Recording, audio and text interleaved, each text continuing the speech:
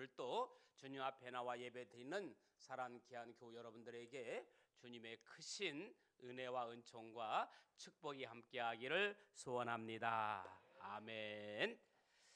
자, 인사하지 맙시다. 좀 이따 합시다. 우리 일상 속에 참 따뜻하고 다정한 말이 하나 있습니다. 그게 뭐냐면 토닥토닥 쓰담쓰담입니다. 말 한마디 없어도 그동안 많이 힘들었지, 그래도 애 많이 썼다고 조용히 마음을 안아주는 표현입니다. 오늘 이 시간만큼은 이 토닥임을 다른 누군가에게 건네기 전에 먼저 나 자신에게 해주었으면 합니다.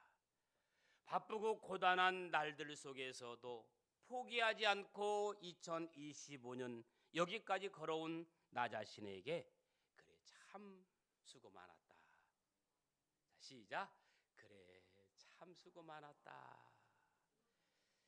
쉽지 않지만 잘 버텼다. 옆 사람하고 하지 말고 자기하고 하라고. 그래도 여기까지 온 것만으로도 충분하다. 아멘. 그래요. 그리고 함께 신앙생활하며 웃고 울었던 교우들에게 이렇게 등을 토닥이면서 또 이렇게 손을 잡으면서 이렇게 말해줬으면 좋겠어요. 정말 수고하셨습니다. 애 많이 쓰셨습니다. 당신이 곁에 있어서 참 큰 힘이 됩니다. 당신이 곁에 참 힘이 됩니다. 아멘. 그러거나 말거나 하라는 분은 계속 하는데 않는 분들은 그냥 앞에만 보고 있어요. 난 참 이해할 수가 없어. 저는 지금 이 시간 건강한 모습으로 이 자리에 앉아 계신 여러분 얼굴만 바라보는 것만으로도 마음이 뭉클하고 감사하고 흐뭇하고 행복합니다. 1년 동안에도 수많은 일들이 있었지만 다 이겨내고 이 자리에 함께 건강하게 예배 드릴 수 있는 것, 그거 하나면 충분합니다. 사랑하는 여러분, 올 한 해 정말 고생 많으셨고 참으로 수고 많았습니다. 오늘 우리는 2025년의 긴 여정의 마지막 정거장에 서 있습니다. 이 시간은 단순히 달력을 한 장 넘기는 종료의 시간이 아닙니다. 하나님 앞에서 우리의 영혼을 잠시 멈추어 세우고, 주님, 저 여기까지 잘 왔나요? 제가 정말 여기까지 잘 온 거 맞습니까? 라고 묻는 주님과의 직면의 시간이자 동시에 수고한 영혼이 힘을 얻는 안식의 시간 될 수 있기를 주님의 이름으로 소망합니다. 세상은 연말이 되면 분주합니다. 바쁩니다. 그리고 우리에게 묻습니다. 결과물을 가져오라고 재촉합니다. 올해 무엇을 이루었습니까? 얼마나 가졌고 얼마나 성공했습니까? 결과물을 가져오라고 묻습니다. 그러나 우리 하나님은 그런 결과물이 아니라 다른 질문을 던집니다. 사랑하는 내 아들아, 사랑하는 내 딸아, 너는 올해 나를 얼마나 신뢰하느냐? 그 힘든 순간에도 내 손을 놓지 않으려고 애써 주어서 참 고맙구나. 하나님은 세상처럼 결과물로 우리를 평가하지 않으십니다. 그저 오늘 이 자리에 나와 함께 여러분의 존재 자체만으로도 충분히 기뻐하고 계시는 줄로 믿습니다. 오늘 우리가 함께 묵상하는 이사야서는 심판의 눈물 속에서도 찬란한 소망의 꽃을 피워내는 성경 가운데서 가장 날카로운 책이면서도 동시에 가장 위로가 되는 깊은 책입니다. 이제 이사야의 말씀을 따라서 25년의 무거운 짐들은 하나님 앞에 다 내려놓기를 소망합니다. 그리고 하나님이 예비하신 2026년을 소망으로 맞이하는 은혜의 시간 되시기를 간절히 축복합니다. 오늘 이사야서 보니까 1장 5장에 보니까 형식보다 마음을 보시는 하나님의 내용이 간절하게 구구절절하게 기록되어 있습니다. 따라합시다. 형식보다 마음을 보시는 하나님. 할렐루야. 옛날 어느 수도원에 영성의 깊기로 소문난 수도사가 살고 있었습니다.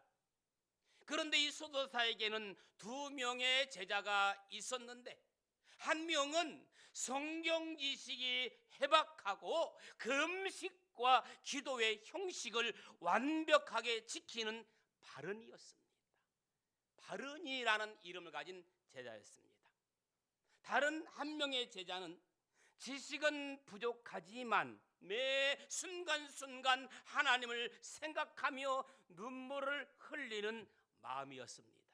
2 제자가 있었어요. 한 제자의 이름은 바른이, 또 한 제자의 이름은 마음이. 어느 날 수도사가 2 제자에게 똑같이 과제를 주었습니다. 오늘 하루 종일 하나님을 찬양하라. 할렐루야. 오늘 하루 종일 하나님을 찬양하라. 어제 청년들과 찬양 집회를 다녀왔습니다. 제가 인솔한 것이 아니라 그냥 청년들을 따라가 본 겁니다. 얼마나 열정과 헌신과 성령의 임재가 느껴지는지 3시간 동안 지루하지도 않다고 그러더라고요. 그걸 보면서 아직도 한국 교회는 희망이 있구나라는 것을 느꼈고, 또 하나는 그럼에도 불구하고 우리 교회에는 젊은 청년들이 있기에 희망이 있구나라는 것을 느꼈습니다. 저만 지루해가지고 3시간 동안 한 번 있었어요. 왔다 갔다 했어요. 얼마나 막 찬양이 랩처럼 빠른지 도저히 따라갈 수가 없었습니다. 바른이는 성가대원처럼 아름다운 목소리와 정해진 가사로 완벽하게 찬양을 불렀습니다. 어제 그 찬양처럼. 그러나 마음이는 가사도 자꾸 틀리고 저처럼 곡조도 엉망이었지만 하나님의 은혜가 너무너무 감사해서 울먹이며 하나님 정말 감사합니다, 하나님 사랑합니다 라고 말만 계속해서 반복했습니다. 그날 밤 수도사는 환상을 보았습니다. 하늘의 천사들이 마음의 엉터리 노래는 황금 그릇에 담아서 하나님께 올리고 있었지만 바른이의 완벽하고 흠없는 노래는 문 밖에서 흩어지고 있었습니다. 무엇을 말할까요? 형식이 아닌 사랑의 농도를 보시는 하나님의 기준을 보여주는 이야기입니다. 형식도 중요하죠. 형식 무시하라는 말은 아닙니다. 형식도 중요하지만 형식보다는 그 마음의 기준이 더 중요하다고 하는 것을 사모하는 마음을 저는 말씀드리는 겁니다. 이사 1장 5장은 하나님은 예배하고 있는 이스라엘 백성들을 향하여 칭찬한 것이 아니에요. 10절에 보니까 소돔의 관원들아, 고모라의 백성들아 책망하십니다. 이스라엘 백성들은 그 어떤 사람보다 예배가 있었고 제사를 정성스러웠고 절기도 빠짐없이 다 지켰습니다. 그러나 하나님께서 이스라엘 백성들의 예배에 책망하신 것은 형식은 있었지만 회개가 없었기 때문입니다. 하나님은 형식을 원하지 않습니다. 하나님은 마음을 원합니다. 오늘 이 예배가 형식의 예배를 떠나서 마음의 예배, 신령과 진정으로 드려지는 예배가 되기를 주님의 이름으로 간절히 축원합니다. 유명한 C.S. 루이스는 고통의 문제에 대해서 이렇게 말합니다. 고통의 문제에 대해서 하나님은 쾌락 속에서는 우리에게 속삭이시고 양심 속에서는 말씀하시지만 고통 속에서는 소리치신다. 고통은 귀먹은 세상을 깨우치시는 하나님의 메가폰이다. 그런 말을 해요. 오늘 이사야가 전한 심판의 말씀은 우리를 정죄하려는 저주가 아닙니다. 잠든 영혼을 깨우시는 하나님의 사랑의 메가폰인 줄로 믿습니다. 이 시간 들려지는 저의 메시지가 하나님의 메시지가 잠든 영혼을 깨우는 하나님의 사랑의 원자탄 메시지가 되기를 주님의 이름으로 간절히 축원합니다. 그래서 하나님 말씀하십니다. 이사 1장 18절 오라 우리가 서로 변론하자. 주홍 같은 죄를 가지고서라도 하나님 앞에 나오라는 겁니다. 2025년 마지막 주일, 하나님은 여전히 우리를 향해 말씀하십니다. 그래도 오거라, 내게로 돌아오라. 오늘 이 시간 마지막 주일 예배 주님께 돌아온 여러분을 다시 한번 주님의 이름으로 축복합니다.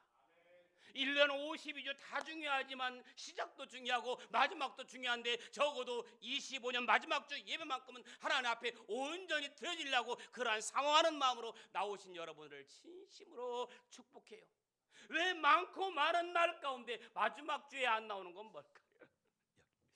두 번째는 6장에서부터 보면요, 땅의 것이 흔들릴 때 하나님이 보인다. 멋지죠? 따라합시다. 땅의 것이 흔들릴 때 하나님이 보입니다. 무엇을 말할까요? 낮에는 하늘에 태양이 밝게 빛나고 땅의 풍경들이 화려하게 아름답게 보입니다. 그러나 밤이 되면 땅이 어두움에 잠기고 시야가 가려지기 때문에 우리는 멀리 있는 별들을 바라보게 되는 거예요. 인생의 폭풍이 불어서 우리의 의지하던 땅의 나뭇가지가 뭘까요? 생각해 보았습니다. 땅의 나뭇가지들, 재물, 건강, 명예, 지식, 권력, 이런 것들은 땅의 나뭇가지에 불과합니다. 그렇기 때문에 순간순간 사정없이 흔들리고 꺾이고 떨어진다는 말입니다. 역설적으로 그 나뭇잎에 가려져 보이지 않던 영혼의 하늘의 별 하나님이 뚜렷하게 보이기 시작한 겁니다. 어두울 때 별이 빛나는 것처럼 나뭇잎에 가려 보이지 않던 영원한 하늘의 별, 모닝스타 하나님이 우리에게 뚜렷하게 보이기 시작하는 줄로 믿습니다. 여러분, 사람이 평안할 때는 내 힘으로 사는 줄 알아요. 내가 잘나고 똑똑해서 내가 건강해서 지금까지 살아왔구나, 그렇게 알아요. 그런데 모든 것이 흔들릴 때에 비로소 나를 붙들고 계신 변함없는 하늘의 손길을 인식하게 되는 거예요. 이사야 6장에 보면 인생의 위기가 곧 하나님을 만나는 자리라고 이야기해요. 인생의 위기는 하나님 만날 수 있는 기회다라고 말합니다. 6장 1절에 보니까 우시야 왕이 죽던 해 위기죠. 그런데 이 위기가 하나님 만난 자리라고 설명하는 겁니다. 이사야는 땅의 왕이 무너진 그때 비로소 하늘의 보좌에 앉으신 참된 왕을 보게 돼요. 사랑하는 교우 여러분, 금년 25년 어떠했습니까? 기대했던 만큼, 계획했던 만큼 다 이루어졌습니까? 어쩌면 아닙니다. 기대했던, 계획했던 것이 무너졌을지도 모릅니다. 의지했던 관계가 더 멀어졌을지도 모릅니다. 그러나 바로 그 상실의 자리에서, 실망의 자리에서, 낙심의 자리에서 하나님의 거룩함을 만나게 될 줄로 믿습니다. 그래서 이사야가 뭐라고 외쳐요? 화로다 화로다 나여 망하게 되었도다. 이 고백 위에 제단의 숯불이 입에 닿게 되는 거예요. 회개 위에 은혜가 임한다는 사실이에요. 용서받은 자만이 사명을 받는다는 이야기입니다. 이제 다가오는 2026년이라는 새 땅은 자신의 부족함을 아는 사람, 주여 내가 여기 있나이다 나를 보내소서라고 응답하는 사람에게 주어지는 선물이 될 줄로 믿습니다. 그 다음에 7장부터 12장을 쭉 읽어보시면 위기의 해답은 속도가 아니라 방향이라고 말합니다. 따라합시다. 속도가 아니라 방향. 여러분, 인생에 살면서요, 이 속도와 방향은 인생과 신앙의 여정에서 매우 중요한 균형을 이룹니다. 우리가 얼마나 열정적으로 속도를 내면서 사느냐도 중요하죠. 그러나 우리가 열정적으로 속도로 사느냐보다는 더 중요한 것은 내가 지금 하나님을 향해서 올바른 방향으로 제대로 가고 있느냐는 더 중요합니다. 아무리 달려도 방향이 잘못되면 돌아오야 되는 겁니다. 때때로 하나님이 우리 삶의 속도를 늦추시거나 멈추게 하실 때는 우리의 방향을 재조정하기 위한 그분의 배려인 경우가 많습니다. 그래서 속도보다 방향이 중요한 이유가 있어요. 속도보다 방향이 중요한 세 가지 이유가 있는데요. 그게 뭐냐면 첫째는요, 성취보다 존재의 목적이 더 중요한 거예요. 속도는 뭡니까? 무엇을 얼마나 빨리 이루었느냐는 성취에 집중하지만 방향은 내가 왜 이 길을 가느냐, 존재 목적을 묻게 되는 거예요. 그래서 성취보다는 존재의 목적이 더 중요한 거예요. 두 번째는요, 지속 가능성이에요. 여러분, 잘못된 방향으로 계속 질주하면 결국 번아웃을 가져오는 거예요. 잘못된 곳으로 계속 가면 번아웃을 가져오지만 바른 방향으로 가는 그 걸음은 비록 느려도 끝내 목적지에 도달하게 되는 겁니다. 그래서 또 늦어도 자기 목적을 가는 거예요. 그 다음에는 중요한 거예요. 하나님과 동행입니다. 하나님은 우리가 얼마나 빨리 달려는지 기록을 재시는 분이 아니에요. 절대로. 우리는 100m 달리면 기록을 잽니다. 그때마다 시간을 마칩니다. 그러나 하나님은 얼마나 빨리 달렸는지 기록을 재시는 분이 아니라 우리가 그분과 같은 방향으로 길을 걷고 있는지를 보시는 겁니다. 금년 한 해 하나님과 같은 방향으로 달려온 여러분을 축복합니다. 26년대는 더욱더 하나님과 방향이 같기를 축복합니다. 여러분, 방향이 같으면, 목적지가 같으면 조금 늦고 빠를 수는 있지만 만나는 거예요. 그러나 방향이 달리면 아무리 빨라도 늦어도 만날 수가 없는 겁니다. 우리의 목적 방향은 하나입니다. 천국을 향해 달려가는 겁니다. 그렇기 때문에 조금 늦을 수 있고 빨리 올 수는 있지만 우리는 천국에서 만나는 거예요. 할렐루야. 왜? 목적이 같기 때문에, 방향이 같기 때문에 그런 겁니다. 우리는 위기 앞에서 너무 분주해요. 어떤 문제가 터지면 기도부터 합니까? 전화부터 합니까? 저도 보니까 어떤 문제가 생기면 기도해야 되는데 전화기를 먼저 붙들더라고요. 이게 정말 제 스스로가 말씀을 생각하면서 내가 기도보다도 강단에 엎드리기보다도 먼저 전화기부터 붙들었구나 하는 것을 스스로가 뉘우쳤어요. 우리는 기도보다 먼저 전화를 붙들고 기다림보다는 타협을 먼저 선택해요. 조금만 기다리면 되는데 기다리지 못하고 타협을 해요. 그러나 신앙은 더 빠르게 움직이는 문제가 아니라 어디를 향해 가느냐, 이 문제입니다. 어디를 향해 가느냐. 그래서 이사야 7장 9절에 보니까 믿음이 없으면 굳게 서지 못하리라. 기다리지 못한다는 말입니다. 기도하지 못한다는 말입니다. 이 말씀을 2025년 마지막 신앙 고백으로 붙드시기를 주님의 이름으로 축원합니다. 그 다음에 쭉 40장으로 넘어가다 보니까 심판의 끝에는 하나님은 위로를 말씀하시는 거예요. 따라합시다. 하나님은 위로를 말씀한다. 그래서 여러분, 심판은요, 멸망이 아니라 회복의 시간이에요. 멸망이 좋아요? 회복이 좋아요? 회복이 좋은 거예요. 하나님의 심판은 단순히 잘못을 구별해서 잘못한 자는 벌을 주고 잘한 자는 상급을 주는 그런 의미가 아니에요. 하나님의 심판은 단순한 세상의 잘못을 벌하는 형벌이 아닙니다. 마치 의사가 환자를 살리기 위해서 수술칼을 대는 것과 같습니다. 수술의 통증, 심판은 괴롭지만 그 목적은 환자의 생명을 살리는 것, 위로와 회복인 줄로 믿습니다. 수술하고 나면 살을 도려내면 아프죠, 힘들죠, 정말. 그러나 시간이 지나면 위로와 회복이 있는 것입니다. 여러분, 금을 재련할 때 뜨거운 물속에 넣는 것은 금을 태우기 위함이 아니라 불순물을 제거하기 위해서 태우는 거예요. 그렇죠? 불순물을 제거하고 정금을 만들기 위해서 금을 태우는 거지요. 우리의 인생의 흔들림은 심판의 과정 끝에는 하나님의 예비하신 정금 같은 위로가 기다리는 줄로 믿습니다. 성경 속 예언자들은 늘 심판을 선포했지만 그 결론은 항상 뭐예요? 돌아오라는 거예요. 돌아오라. 내가 너희를 고치리라. 할렐루야. 예레미야 29장 11절에 보니까 너희를 향한 나의 생각을 내가 하나니 평안이요 재앙이 아니니라. 너희에게 미래와 희망을 주는 것이니라. 할렐루야. 주님을 향한 나의 마음, 주님이 나를 향한 마음은 평안이요 기쁨이요 감사요 감격이요 구원인 줄로 믿습니다. 하나님은 당신의 백성이 광야에서 쓰러지기를 원하지 않습니다. 모래 위에 발자국 이야기처럼 우리 인생의 가장 힘들었던 순간에 발자국이 하나뿐이었던 이유는 주님이 나를, 여러분을, 우리를 업고 걸어오셨기 때문입니다.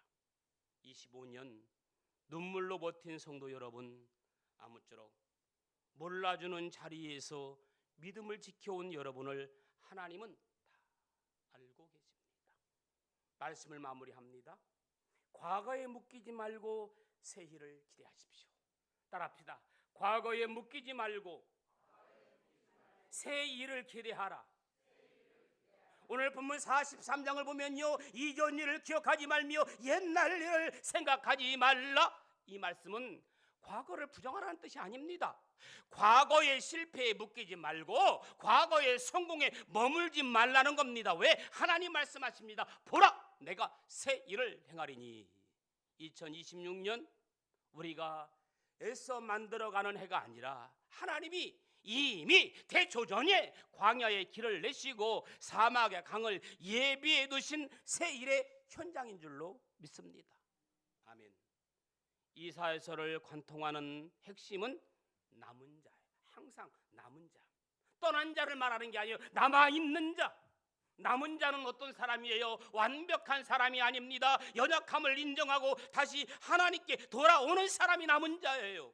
오늘 여러분이 남아있는 자잖아요. 떠난 자가 아니라 남은 자는 새 일을 행하는 사람입니다. 완벽한 것도 아니에요. 연약함을 인정하고 다시 하나님께로 돌아오는 사람이 남은 자인 줄로 믿습니다. 그러므로 2025년 마지막 주일, 주님은 우리에게 이렇게 말씀하십니다.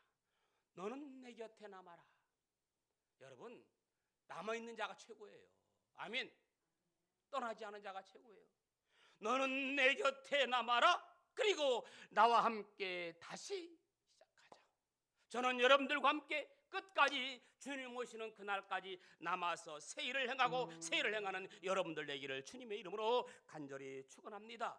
광야 같은 길 앞에서도 길을 내시는 하나님, 사막 같은 인생에서도 강을 흐르게 하시는 하나님을 신뢰하며 26년을 맞이하는 우리 모두가 되기를 주님의 이름으로 축원합니다.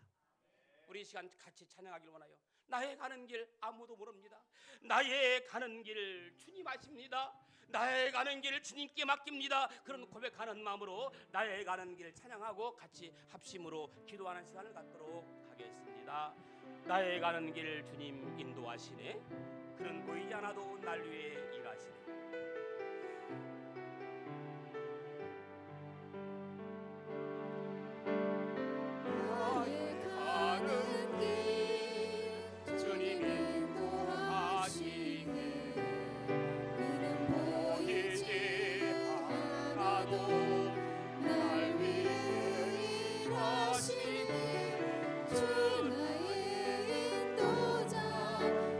함께 하시네.